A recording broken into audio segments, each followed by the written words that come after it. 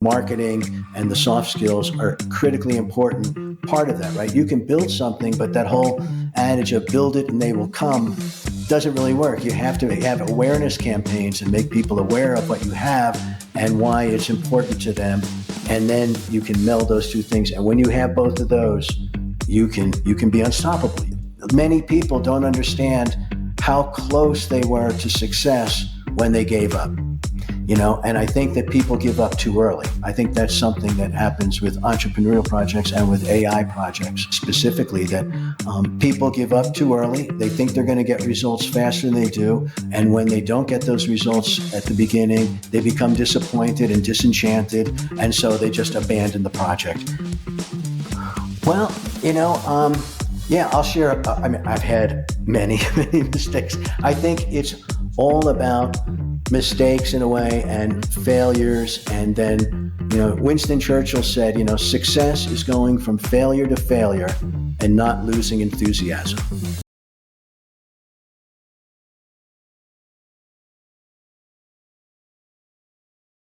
Hello and welcome back. Over 80% of all AI projects fail. Now that is twice the number of non-AI tech projects that fail. Makes you wonder why the high failure rate, right? Well, who best to answer such a question than a successful and accomplished techpreneur, one who advocates for the use of AI within businesses. We so happen to be in luck today because we have one such prolific techpreneur, Mr. John Cousins. He is a tech founder, an investor, and best-selling author of Corporate Finance ASAP and over 60 other books. John was 15 years a public company CEO and CFO of 2 companies, which he eventually took public. Academically, he holds undergraduate degrees from MIT and Boston University and an MBA from Wharton. Remarkable career you've had, John. Did I miss something out of that introduction? Thank you, Newton. That was a very nice introduction. And I could talk a little bit about my career. Sort of the overall arc of my career is I started out as an engineer, and primarily one of the reasons was because my parents thought that, like all parents do, they want to be good for their kids, that getting some kind of professional education would be beneficial in my life, and either doctor, lawyer, engineer kind of thing. And I started out in mechanical engineering and then ultimately ended up in electrical engineering. So from being an engineer, I became an entrepreneur. I wanted to then build companies based on technology. And so that's what I started to do was to make products that I thought people would like to buy that would help their life in some way, and sell them and use technology as the basis for that. So I've founded maybe 14, 15 companies. Some of them have been successful, some of them not. And 2 of them I did take public. One was a biotechnology company, and the other was a video technology company, advanced electronics and biomoda. Yeah. And then from there, I became an investor because I liked technology companies. I couldn't run them all the ideas. And so as good ideas were presented to me that with, good founders and stuff, I would, invest in those companies. And I like to do that. I can share my knowledge of what worked for me, and then also, see these different technology companies come to life. And so that's fun for me. And through that too, I started to teach. And so I was started to teach in universities, as you said, and taught basically entrepreneurship, finance, marketing, leadership, all the different negotiations, all the different courses. And through there started my own platform where I present, business courses online, reducing them to the fundamentals of what I actually used in practice. Because I realized, oh my gosh, these textbooks in universities are like this thick, 800 pages on accounting or 800 pages on finance. And, the students, I realized I couldn't read through them. And I realized that, maybe 20 or 30 of those pages and concepts were things that I would use every day in the real world of running companies. And the rest might be intellectually interesting, and you might encounter those scenarios once or twice in your career. But the things that were going to be every day that you really needed to know, the fundamentals, I could boil down to, clear concepts that I could present very quickly. And the students really took to that. And so that's what I saw an idea for another company, and being an entrepreneur, started MBA ASAP, which is that type of stuff. And now that company relies heavily on artificial intelligence. Everything that I do is driven by artificial intelligence. I became what's now called a solopreneur, where I just run my own company. And so I need artificial intelligence and technology tools to help leverage what I can do to do all these other tasks. Sometimes I kid around and say that, it's just me and the robots. Everything is automation, artificial intelligence. I work with some consultants and things to help me build these things. But once it does, they're run automatically. John, to the crux of the matter, as I mentioned at the beginning of the show, 80% of AI projects fail. 80%, John. And the statistics, I think I got that from this reputable Rand Corporation. That number is twice the failure rate for tech projects that do not use artificial intelligence. From everything you've spoken about, I gather that you're a strong advocate for using AI. You also use it right now in your businesses. Why do you think this is the case? Why do so many projects that use AI fail? And why, number one, why do they fail? And also, what are some tips and tricks they can use or apply to their strategy so that they can maybe stand a better chance of succeeding? Excellent question. Yeah, and the Rand Corporation is certainly a reputable organization. They were developed after World War II, when the Cold War started, and one of their big initial projects was game theory, and to try to use game theory to help the Air Force generals and all to make decisions about nuclear war, because it was just too difficult for them to do it with just their human skills. So this new analytic tool of game theory was used. And RAND, it's interesting, what it stands for is R&D, like research and development, and they called it the Rand Corporation. And so I totally think that they're a classic corporation, and I agree with I'll take their statistics. So 80% of AI projects fail. And when you think of AI projects as being have it entrepreneurial in some way, because this is brand new technology and you're implementing it, it's like an entrepreneurial project, even if it's in a well-known corporation or something. This is going to be an entrepreneurial project. And when you think that they say 90 some odd % of entrepreneurial projects fail, most entrepreneurial projects don't succeed. I think it's probably similar reasons. One, I think that people that are running them in both cases probably have high expectations, maybe unreasonable expectations of how it's going to go, what it's going to do. They may think that AI is kind of magical in some way, and if you just sprinkle some AI on their problems, AI will magically figure out how to solve those problems. And when they realize that that's not the case, they probably abandon the project. And I think that, like Thomas Edison said, the inventor of the light bulb, was that, many people don't understand how close they were to success when they gave up. And I think that people give up too early. I think that's something that happens with entrepreneurial projects and with AI projects specifically, that people give up too early. They think they're going to get results faster than they do. And when they don't get those results at the beginning, they become disappointed and disenchanted. And so they just abandon the project. And we can't really see the counterfactual of, if they had just stayed with it for another year or another 6 months, they might have figured out what was wrong and cracked the code, and their project might have worked, but they give up too soon. So I think one thing is to go into it with well researched, so you know what it is you're really trying to do and how you're going to implement it. And then also that you're going to need to give it time, and perseverance and is really key, that you're going to persevere and keep going. Or if you run into an issue, you're going to be able to pivot and make it different so that what you're trying to accomplish can be accommodated by the technology. And it's not just the technology, it's always the technology in companionship with the people. The people and the technology together are what is going to make it work. So you have to figure out how are you going to interact with the technology, with the artificial intelligence, whether it's a chatbot or what it's going to be, and then have reasonable expectations and be ready to iterate and refine what you do. So you start with a project, you see what the feedback is, and then you try different things to make it work better. That's the classic kind of entrepreneurial approach. It's either persevere or pivot.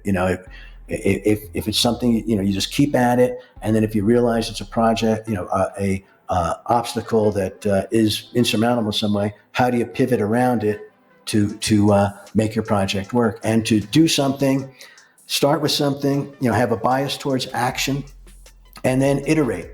So and by iteration, I mean you try something, you know what you want to get in return, the feedback. You measure that feedback, and then you refine what you're doing or course correct based on what that feedback is, and then you keep that process going as you develop any kind of software, really. And then at the same time, the tools are getting so rapidly advancing, like this. DeepSeek came out and shocked the world, because suddenly it was able to train a very powerful AI model with a limited amount of NVIDIA chips. And so suddenly these ones like OpenAI and Google and these other ones that were just, in this arms race of just more and more and more chips, suddenly realized, there's this way we could do models that are much more economical. And it panicked the world for a little bit, but then it's all open source what they've done. So now everybody else can look at that, replicate what they've done, and then implement it into their more powerful models. So we're seeing these kind of just this rapid evolution of the technology, both from the hardware side and from the algorithmic side, and from the UX side, from the user interface side. And so these things are rapidly advancing. So even if you had started a project and you started it too soon for where the technology was, if you stick with it long enough, the technology is probably going to catch up to the place where what you wanted to do can be implemented. But I think, if projects are failing too fast, or too many of them are failing, that's just because people aren't sticking with it long enough to really see the results that they could get from them. But the challenge many of these businesses and even individuals have when trying to use artificial intelligence is that very first step. What should that first step really be like or look like, John? That's a great question, Newton, too.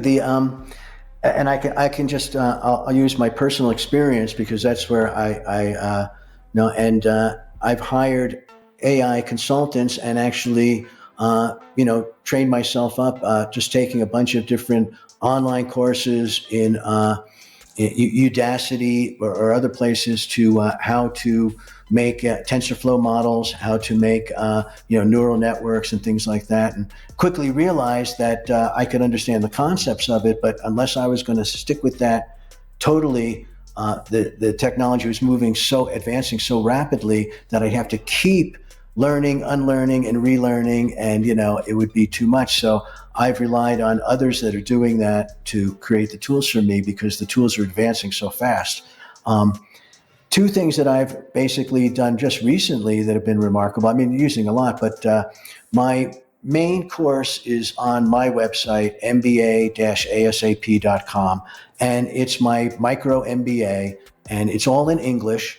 All of my courses have been in English, and English has become the second language of the world. Lots of people speak English as their second language. So I've been able to reach people all over the world, even though all of my lectures and my books are in English. But I've just recently the tools have gotten to the place where I could do translation, and I've translated my course and the videos. I'm using 11 Labs as the voice synthesizer, so it's my voice and it's pictures of me, right, from my lectures up at the whiteboard, but the lip movements have been changed in the video to make it sound like I'm speaking the language that I translated into. And so I've just now got the course up in Spanish and in Hindi, because more than a third of my students are in India, so I thought I'd like to address them. All of the text is now in Hindi or Spanish, and I'm speaking with my voice, and my lips move in sync in Spanish and Hindi. And right now, that came out so well, I was just blown away by it. And I didn't do it. I hired, technologists to do that. So you're an advocate for hiring an AI consultant as someone knowledgeable in that field, right? Absolutely. I tried to learn it on my own and quickly came to the decision that I could understand the general concepts, but if I really wanted to keep up with it, I'd have to make that my specialty, and I wouldn't be able to do the projects that I wanted to use the AI as an application for. So I quickly, learning it on your own is good. Learn enough of it that you can create a good project and talk to the technologists and not just rely on the technologists, because otherwise you try to do something that's not feasible. So you need to know enough of it, of yourself, that you're not completely in the dark. And you can do that easily enough with, you can go on Coursera or edX and take courses in artificial intelligence development from like Stanford and MIT and Harvard. Harvard has an incredible CS50 courses. That's the course number in computer programming and AI. So you can learn that stuff, and you should learn some of it. And I would recommend just enough so that you can be literate in that field, and then hire the expertise you need for that particular job. And so that's what I've done. And now I'm doing it also in French and Portuguese, because I have a lot of students in Brazil too. And so I want to be able to have them, be able to do it in their native languages. So ultimately, I hope to do it in all the languages. Now, that's one project I had. Another project, I was approached by this group of high-end AI, engineers that had started their own company, and they wanted to have use cases in different verticals, different industries. And one of the industries that they wanted to have a use case in, applicable of their tools, was in ed tech, educational technology. So they approached me and asked me if they could use my negotiations course and content to build an AI agent around my negotiations course content, and then have that available. And what it does is the AI, it's voice and an avatar, that a person that talks to the student and understands where they are in their skills of negotiating, and then teaches them. And there's back and forth queries, so they can figure out exactly where they are, what they need to know, go over that and build up. And so it's one-on-one type of training, but at scale, because it can take 1 million students one-on-one if it needs to, because it's all based on artificial intelligence. And that course will run in 120 languages. And I just launched that course, so anyone can talk to it in their language. I have also and so those are and in that case, they approached me, but it was because I had this whole environment set up. So my luck surface for getting, approached was greater. I didn't have to go out and find them. They found me. And I like that old adage of, you don't go chasing butterflies, because they'll flit away. What you do is you create a beautiful garden that's going to attract the butterflies, and then they'll come to you. So I think that's a good way to be an entrepreneur too. A honeypot, yeah. You create something that has interesting applications in a honeypot sense, and then people will come, and you end up not finding the people you were looking for, but you find the people that were looking for you. And I think that's a good way to go forward as well. So in both cases, I'm using expertise that's outside of my organization. Now, my organization is just me. I'm just one person. So everything I do outside of automation, I hire the skill sets for. And I like to do that because that way I can hire world-class people, assemble the mosaic of talent that I need just for that project. And at the end of that project, they go away. I don't have fixed income of employees that I have to pay all the time. And that way I can always find who's the best talent for this particular job and then go recruit them for that job.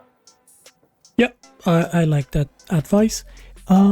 John, just briefly, if you could give one piece of advice first to tech leaders who might be watching this, and another to engineers looking to transition into tech leadership roles, what advice would you have to share? Well, and that's a great way to wind up. And to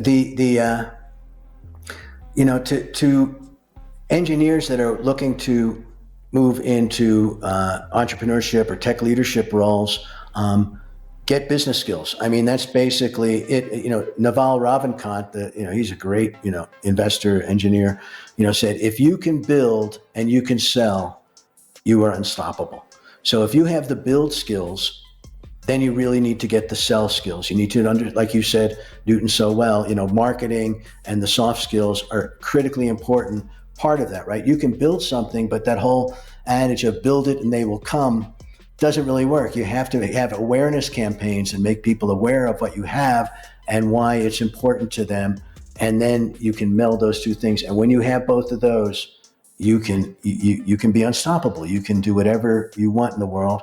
And I think that's another thing for the leadership too, is to pick visions that they really believe in, that then they can convey to other people so that they can catch that enthusiasm. And so you have everybody lined up in the same way. There's two types of leaders. There's the leaders that can sing and dance, and then there's the leaders that create environments where others can sing and dance.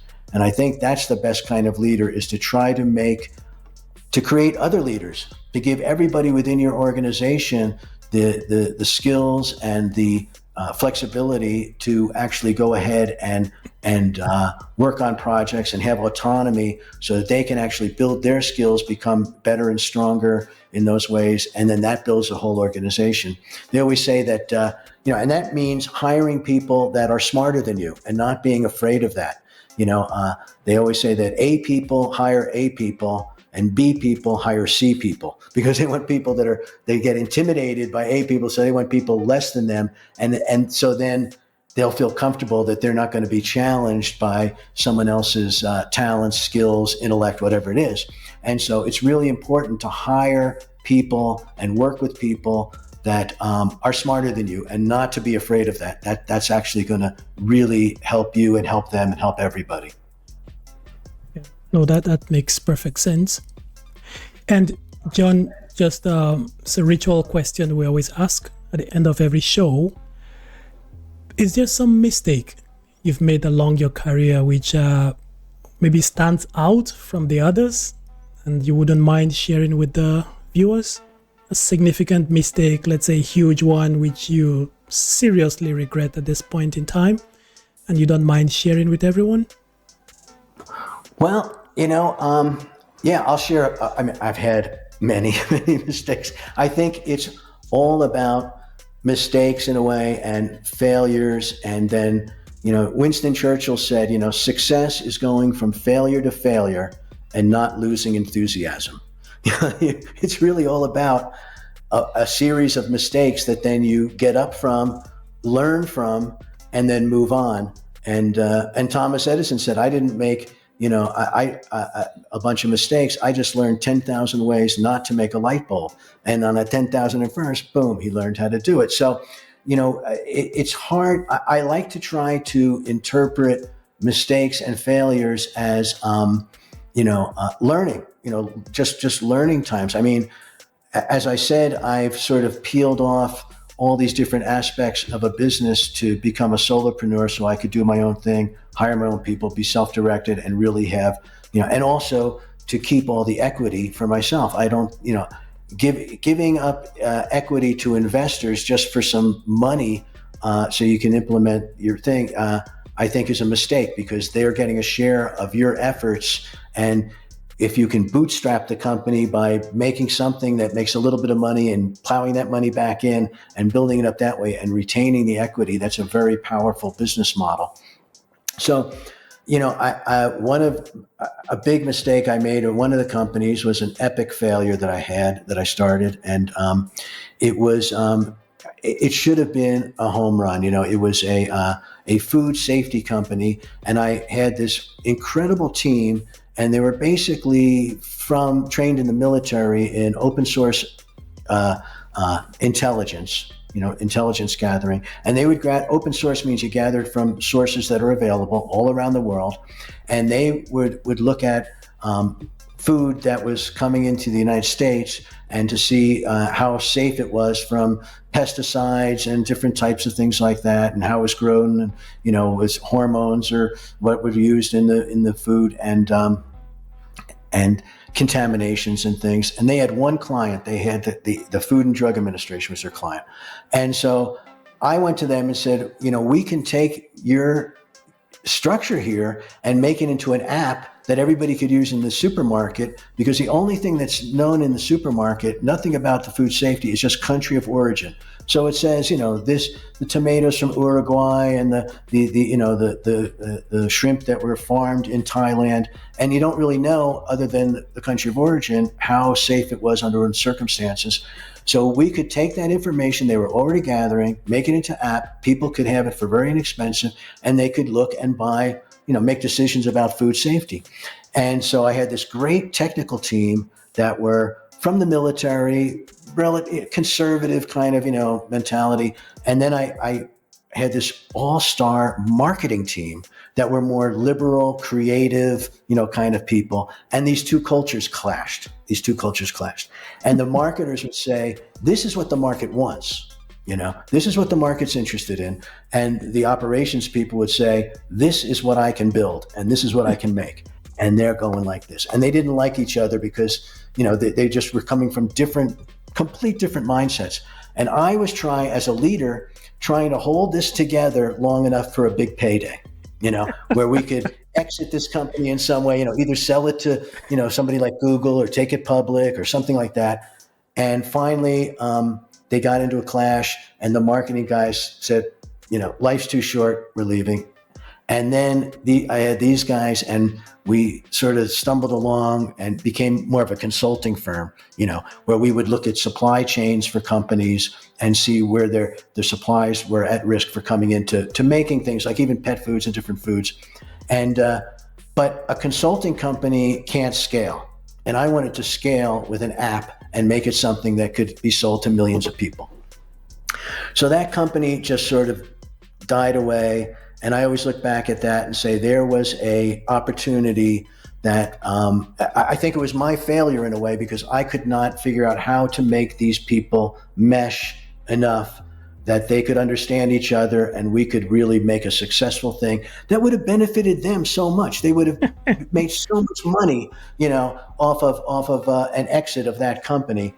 And so that's one that I feel that I failed in not being able to keep it together. I don't know if there was a way. I've been thinking and pondering it for 10 years or more, and I just can't think of how could I have done that. They were all wonderful people, incredibly talented, but they just didn't mesh. And that's when I realized that I don't want to be the guy trying to manage that anymore. I just want to, because robots don't talk back. Automation doesn't talk back. It works 24/7, no bio breaks, no nothing. Artificial intelligence does what you want it to do, when you ask it properly with good prompts. And so these tools don't have the emotional component that humans do, that make it kind of challenging to make organizations hum like a well-oiled machine. I've observed the same war in two different companies. And if you ever find a solution that works, or that you try out and it eventually works, please share with me. John, where can anyone watching find you online? Thanks, Newton. The best place is through my website, MBA-ASAP.com, and there, they can look at my course, and I have a free email book that gets delivered, and through that they get on my email list, and then they can email me, and I answer all my emails and stuff. So that's probably the easiest and best way to.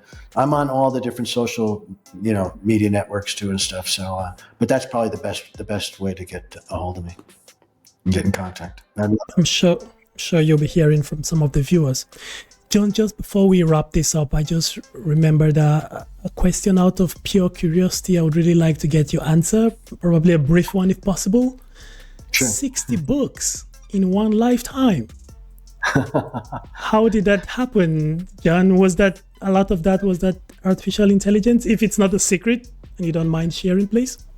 Oh, no, it's not a secret. It's actually just sitting in a chair and writing the, and one of the reasons that represents I've started writing books about 15 years ago, and it came from just doing short little white papers and doing PowerPoint presentations, and then using those and realizing, I could organize this as a book and just write one chapter for each one of these PowerPoint slides. It was like a nice outline that I had refined over, teaching and things.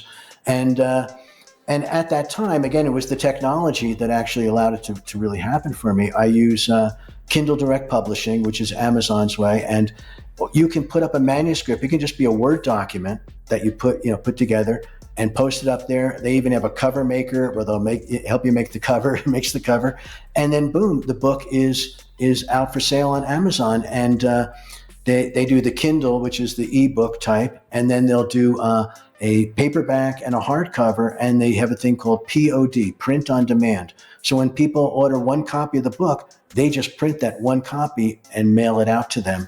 And so you don't have to. In the past, you have to maybe print 1,000 copies to get over the printer setup costs and all. And so suddenly I could get books out, and Amazon is all over the world, sell them to everyone all over the world. And now Amazon even has another part which uses AI, a synthesized voice, that if you have your book up there, you can say your book is eligible for an audiobook, and you just click on that, and they have like 6 different voices you can pick from, male and female. And then you pick the voice, and it creates the audiobook for Audible, which is their audiobook subsidiary, and it goes out on Audible. And it's with one click, you make an audiobook. When I first started, I was actually reading my books into a microphone, recording them, uploading all those files to Audible, and that would make an audiobook. It was incredibly time consuming. Now just one click of a button and I get an audiobook. So that pull, that, oh, wow, I can distribute my books everywhere for no cost. I don't have any cost of inventory. There's no working capital tied up in it. That gave me the incentive to then I'll write more. And as they say, if you're thinking too little, read. If you're thinking too much, write. And that's what it's been. I want to get these ideas out of my head on paper. And writing is just such a great tool for really clarifying your thoughts and your ideas. So, I just write a lot, and that just sort of like flake on flake in a snowstorm, it adds up to 63 books now. And it seems like a lot, but it's just over time. If you write 500 words a day, in 60 days, you have 20,000 words, right? That's a book length type of place to start. And that's 2 months. So that's not that much. And we really, there's a quote, we overestimate what we can achieve in a year, and we underestimate what we can achieve in a decade. And so if you think long-term like that, and that's, for me, that's one of it's a proof that idea is true, that, I never thought in a decade I could write so much, but if you do it as a habit, if you do it consistently, as I have, then it adds up. It just adds up. Well, apparently it does. Yeah. Well, that's another remarkable achievement. Thanks a lot, John. And on Pleasure. that note, yes. On that note, we bring this episode to an end. Thank you very much, viewers, for watching. And don't forget to like, share, subscribe, and all that good stuff. Until the next episode, cheers.